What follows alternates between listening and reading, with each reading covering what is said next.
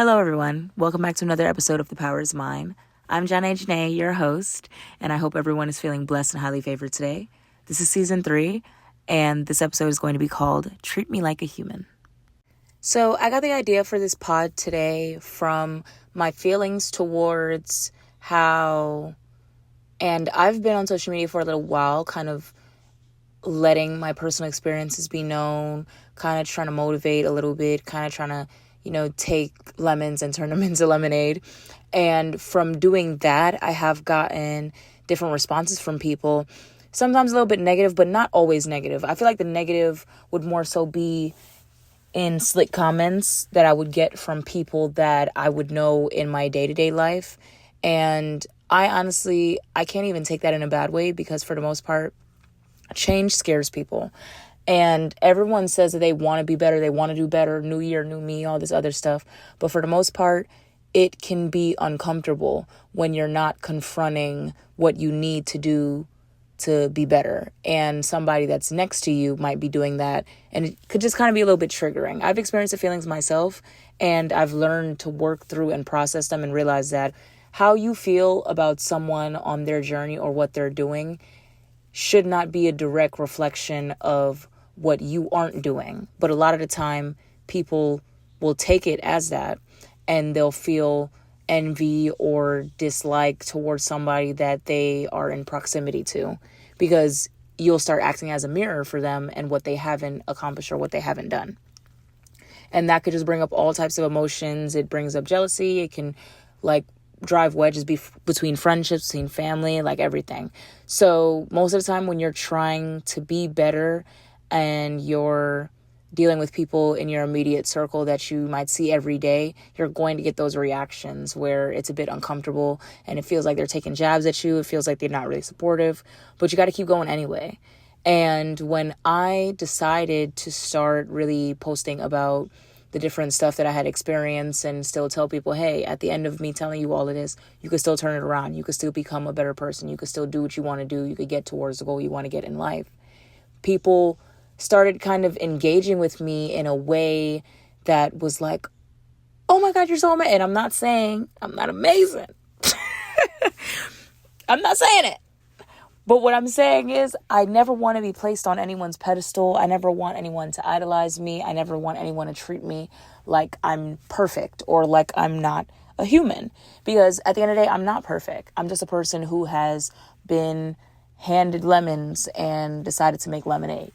I'm a person who found the strength in my journey, who found the joy in all of those downfalls that I had. And to this day, I still go through things and I still get frustrated. I still break down and cry. I still don't know how I'm really going to make it through. But then I literally fall knees face to the ground and pray.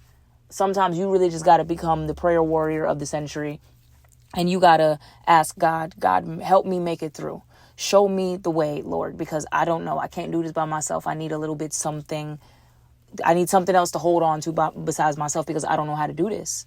And all the situations that I've made it through with prayer or with just absolutely being resilient enough and believing in myself enough to say, you know what, I don't know how to do this, but I'm going to do it anyway. I'm going to figure it out. And when I've gotten through those situations and got to the end of them, some of them I decided to share publicly. Some of them I haven't, because, everything that I go through ain't y'all business. But what I do decide to share, I feel like it helped people. And I've had people come up to me when I'm just out in public. I've had people come up to me walking on the street. I've had people come up to me when I'm at the club, and they're like, oh my God, I love you, male and female. I love you so much. You're amazing. You could do no wrong, da da da. And from that, I do know that, I don't know if it's just a part of maybe self-sabotage or if it's just a part of social anxiety, but me not really wanting people to view me in a certain way and then me being pedestalized and it being like I can't do any wrong. I don't like the idea of being placed in a position to where I can't do any wrong, because just the same way that people will put you on a pedestal, people will drag you right back down and say, look, she ain't shit. look, she ain't nobody special. She ain't nobody perfect, which they do to me all the time at random. And I'm talking about the people in close proximity, because for the most part, I don't really get hate online. I feel like you don't get hate online unless you're getting a whole lot of good attention. And I used to experience this when I was on Twitter. Like, don't let no post go viral. People will come out the woodworks to hate because they want to be living out what you're living out. Like, if you have a comment and the comment gets a whole bunch of likes, or the comment gets a whole bunch of attention, now people are suddenly commenting under that comment. And yes, it could be just they're just genuinely just replying, but sometimes people just want attention from picking at whoever is getting attention at that point in time. So people will trade lives with you, and like, if they could, and in the same breath, they want to take you down just because they're not experiencing what you're experiencing. And it could be the most simple thing. Like, I remember I commented on a post about a headscarf, and I was just like, hey, y'all, like this so I could come back to it, because, child, if I save something into my archives, it's going to go all the way down to the bottom of the 100,000 things that I done saved. I'm going to forget about it. So I was just like this so I could come back to it. Charlie done got damn near 12,000 likes. And I hear people go, why would y'all like this stupid ass comment? It's just a matter of people not getting attention for themselves and then wanting to pick on and bring down whoever they feel like is getting that attention, whoever is at the top at that moment in time. And that's that crab in a barrel mentality. And I feel like you don't really get that hate unless you're really doing big numbers. As they say, like, if you ain't got no haters, you ain't popping or whatever. But unless you're really doing big numbers when it comes to social media. When it's in everyday life and people that you're in proximity with, you're going to get snide comments. You're going to get that little bit of hate. You're going to get people coming at you crazy and be like, you think you all that? Oh, da da da da. And it's just like, babe, nobody even said that besides you. I've never come out of my mouth and said, I'm so all that. I'm so better. I'm so da da da. Now, don't get me wrong. One thing about me, I listen and I judge. I do. And I'm allowed to be honest. But why would I have to be a person that, because people put me on a pedestal or people view me through a certain light, that I can't be honest with how I feel about things. I can't say, well, certain stuff I'm just not willing to do. Like just different stuff like that. So what I say in that is, do not place people on pedestals. Do not, in your mind, consider people perfect or consider people they can do no wrong, this and that, because just like you'll place them on a pedestal, you'll want to tear them down too, or other people will want to tear them down. Or when they do something that you don't necessarily like, now here you go saying, oh my God, they disappointed me so much. Well, this person, might not even know you, or they might not even have needed to be held to those standards. This is still a regular person. So always remember, everybody ain't perfect. And when that comes in, like, allow grace. I think showing grace to others shows how much you're willing to show grace to yourself as well. And that was something that I really learned when I was in therapy, because I'm still kind of hard on myself, but I don't beat myself up as much, because the thing that I always say to myself is, why are you beating up on yourself when the world gonna whoop your ass? Like, you're going out into the world, and the world is difficult. Life is difficult. Things are going to happen. And it's not from a sake of being a victim or saying, woe is me, why this happening, why that happening. No, life is ebb and flow. Life is cyclical. It comes, it goes. It's good, it's bad. You cannot have the good without the bad. Like, it's going to happen that way, So never look at life from a victim standpoint. Always look at it as a victor. Turn your lemons into lemonade. Right? And when you're going through situations and you realize, I'm being so hard on myself, and this is not helping, you start to learn to have a little bit of grace for yourself. And the more grace you have for yourself is the more grace you in turn have for people. But one thing that I'm seeing plain as day that I'm dealing with currently is there are some people, and it just speaks to their character. It shows how weak they truly are. You can give them so much grace and they take that as your weakness. They see your kindness and they're like, oh, this is a pussy. And then they just keep going, keep pushing. But let me tell you something. I only have 4 cheeks to turn. When you don't hit the point where I got no more cheeks to turn, baby, now you about to get the ram. Now you about to get who. And it's not a matter of, I hate when people will say, like, when you react in anger or in frustration to them bothering you, that, oh, look, this is who she really is. Look.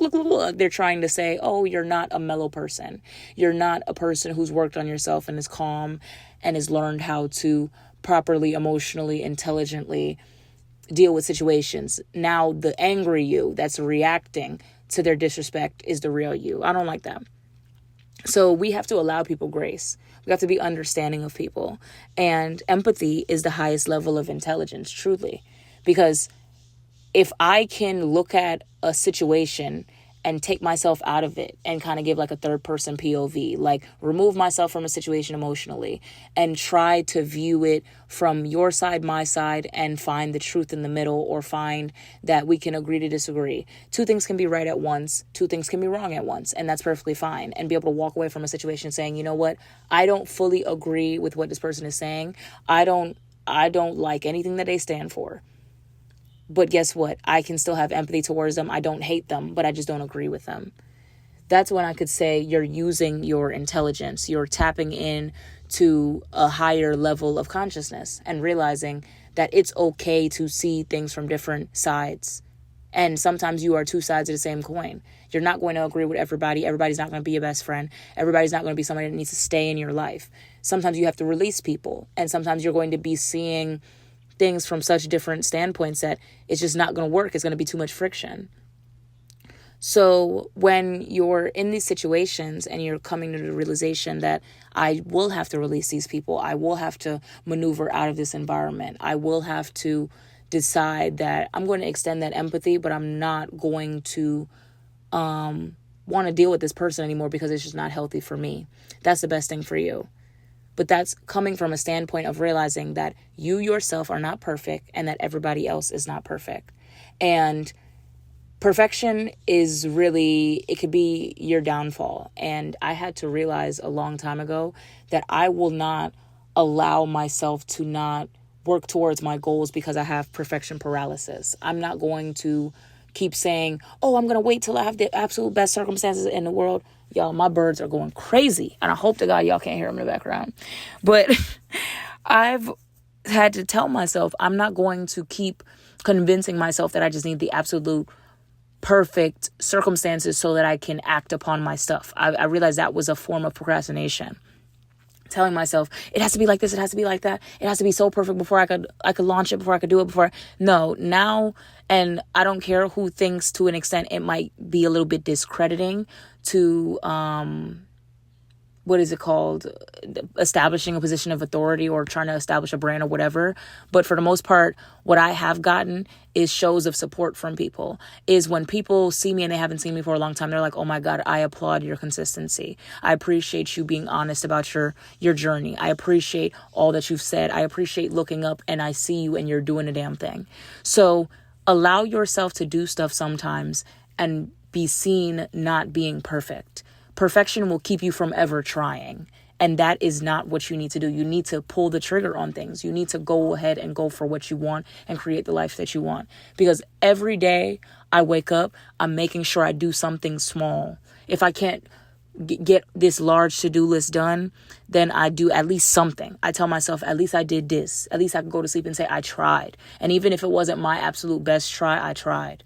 And I have been living my life and looking up these days and saying, damn, I'm getting things done. I'm getting there.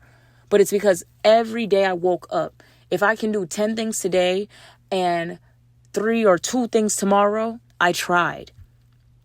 And sometimes I have to be okay with it not being my absolute best and me putting it out anyway, me doing it anyway, because guess what?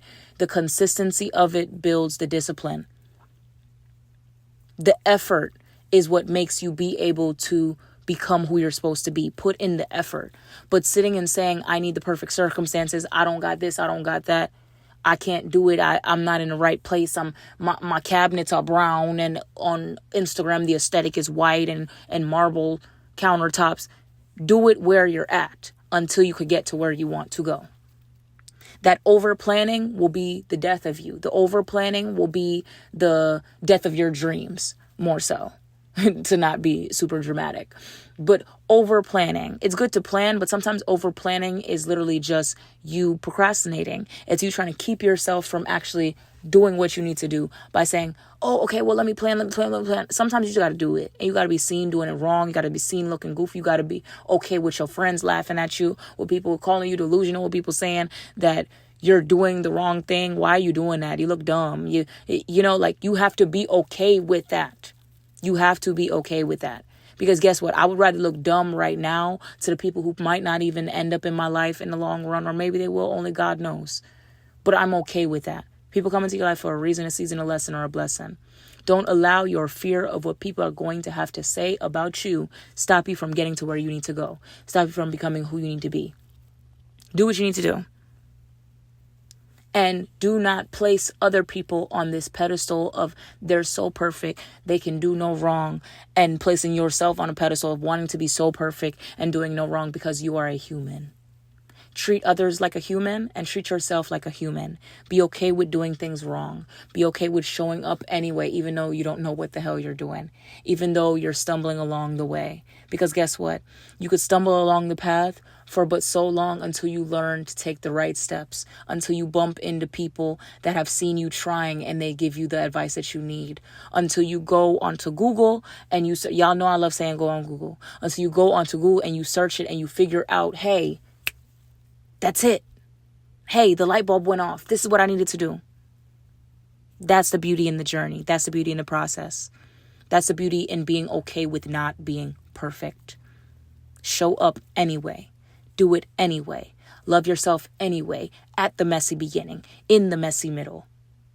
And one day, you might not be perfect, but you'll be damn good at what you're doing. And I hope that everybody is feeling blessed and beautiful on their journey. Thank you so much for listening to my podcast, y'all. I'm literally coming to tears with the amount of support that I get, and I appreciate y'all so much. I really just want for y'all what I have wanted. Oh my God, I'm starting to cry. I want for y'all what I have wanted for myself. A lot of the time, we just need a little push, a little motivation. We need to see somebody doing it and looking a fucking mess.